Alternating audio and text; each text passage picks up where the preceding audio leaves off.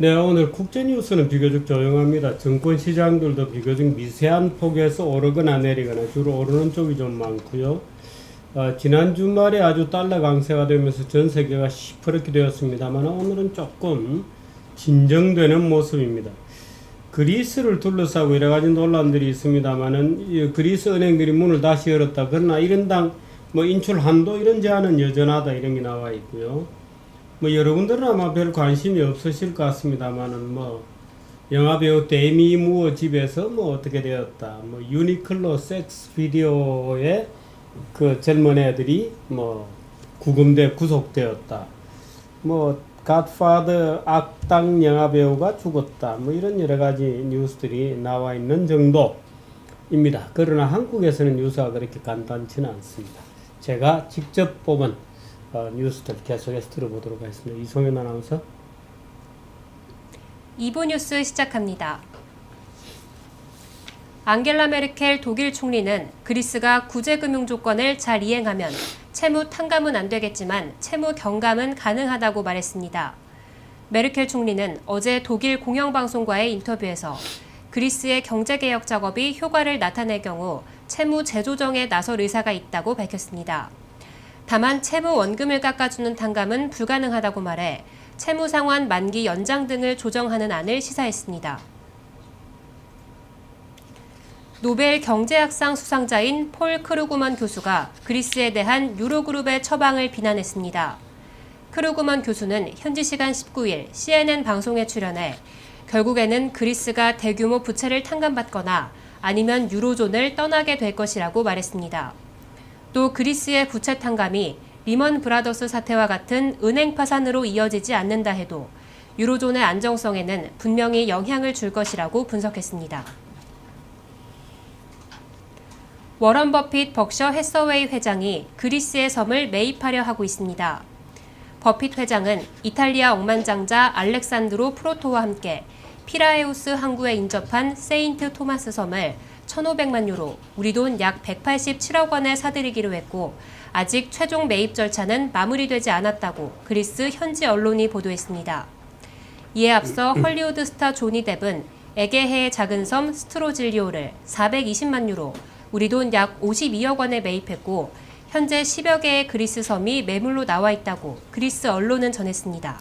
네, 그리스 뉴스에 따라 3개 들어봤습니다. 근데 전 세계 경제학자들 대부분은 그리스가 그렉시트 외에는 방법이 없다 이런 얘기를 논문으로나 또는 언론 보도문 이런 걸 통해서 발표하고 있습니다. 오늘 내일 아침자 한국경제신문에도 오피니온에 블라인더라고 하는 프린스턴 대학 경제학 교수가 그리스는 탈출구가 없다. 아예 이렇게 단정적으로 쓰고 있습니다. 왜? 그 두 가지 해법밖에 없는데 그리스가 유로존에서 나가거나 아니면 부채를 대규모 탕감해주는 방법밖에 없는데 어떤 방법이건 간에 그리스 국민들이 지금보다 훨씬 가난해져야 한다고 이제 주장을 하는 논문을 쓰고 있는데 폴 크루그만도 마찬가지입니다. 크루그만이 그리스 국민들이 더 가난해져야 한다 이런 직접적인 표현을 쓰고 있지 않습니다만은 대부분 경제학자들이 이제 그런 표현들을 임금이 좀 떨어져야 된다 이렇게 얘기를 하죠. 그건 이제 가난해져야 한다 이런 얘기입니다. 임금이 떨어져야 한다는 얘기를 하고 있고 버핏이 무슨 이유로 섬을 사들이고 있는지는 모르겠습니다만은 아마 이 섬이라는 게 이제 관광지로 개발이 돼 있거나 개발될 가능성이 크거나 이런 섬이겠죠. 우리나라에서도 섬을 파는 도시들이 꽤 있습니다. 통영시 같은 경우는 통영 인근에 크고 작은 무인도, 유인도 또는 그 섬의 중에 일부 이렇게 떼어서 파는 그런 여러 가지 재정 전략을 구사하는 곳도 굉장히 많이 있습니다. 또 이제 사람을 유치해 섬이 개발이 되니까 그렇게 하고 있습니다만은 되게 이제 섬을 로맨틱하게 그런 기분으로 삽니다만은 사고 나면 바로 후회하게 되죠. 들어가는 배도 없고 전기, 물 아무것도 없고 배 접안 시설도 돼 있지 않고 배를 계류할 곳도 없고 이렇게 해서 섬을 구입한 사람들이 아주 참 웃긴다 이런 낭패를 경험하기도 한다고 합니다만은 글쎄요. 워렌 버핏이 그리스 섬을 사들인다고 합니다. 중국 뉴스 2개 더 있습니다. 들어보시죠. 다음 뉴스입니다. 중국이 증시 구제에 힘쓰고 있지만 진짜 위험은 심각한 기업 채무란 경고가 나왔습니다. 로이터는 지난 19일 1,400개가 넘는 중국 기업을 조사한 결과를 발표하며 중국의 기업 채무는 16조 1천억 달러로 국내 총생산의 160%에 달하고 지난 5년간 급증한 기업 채무는 이미 미국의 2배인 것으로 분석된다고 밝혔습니다. 이어 로이터는 스탠더드 앤 푸어스 추계를 인용해 중국 기업 채무가 앞으로 5년 사이 77% 더 늘어나 28조 8천억 달러에 달할 것으로 내다보며 기업 채무의 위험성을 경고했습니다. 중국의 경제 성장이 급격히 둔화되고 있습니다. OECD는 경제 전망 보고서를 통해 올해 중국 성장률 전망치를 기존 7.1%보다 낮은 6.8%로 내다봤고 내년 성장률은 6.7%로 예상했습니다. 세계 3대 신용평가사인 스탠더드 앤 푸어스는 부동산 시장 충격 등이 현실화될 경우 올해 중국의 성장률은 6%까지 떨어질 수 있다고 지적했습니다. 이에 따라 중국 경제가 7%대 성장 2년 후 3%대로 급락하는 경착륙 현상을 보이는 것 아니냐는 우려가 나오고 있습니다.